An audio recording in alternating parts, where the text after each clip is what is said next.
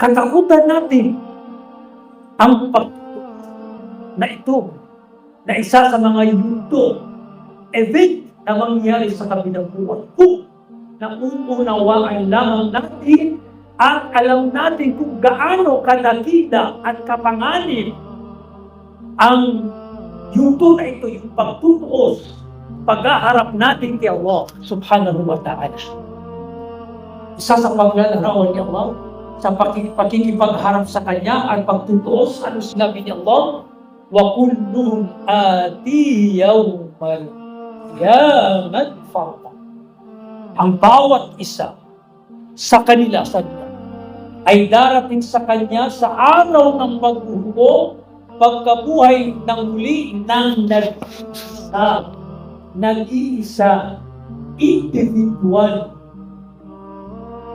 Haharap, tatawagin kay Allah subhanahu wa ta'ala para sa pagtutuos, paglilitis, paghuhukom ng iyong mga ng nag-iisa lamang. Haharap ka kay Allah subhanahu wa ta'ala ng nag-iisa, ibig sabihin wala kang kasama.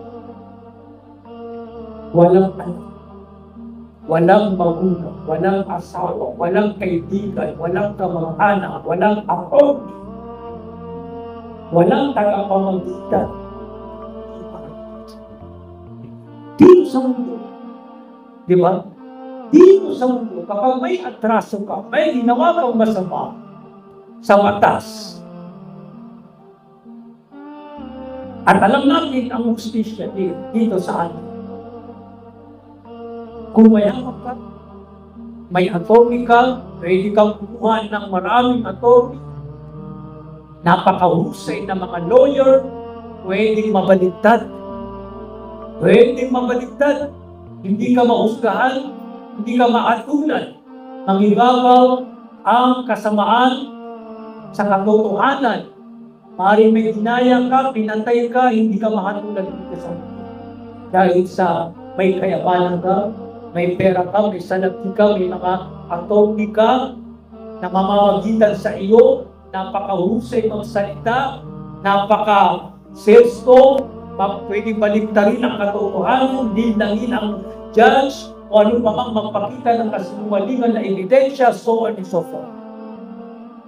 Pero subhanallah, sa kabilang buhay kay Allah subhanahu wa ta'ala, ikaw lang ang nag-isa. Abdul mo, tatawagin ka, o alipin niya Allah, pangalan mo Jabir, Fulan, Abdulaziz, tatawagin ka. Makakarinig ka ng pangalan, tutuko ka, makakarinig ka ng boses, tatawagin ka ng pangalan, tutuko ka sa mehsyar, haharap ka kay Allah subhanahu wa ta'ala. Kulluhum atihi yawmal qiyamah farda.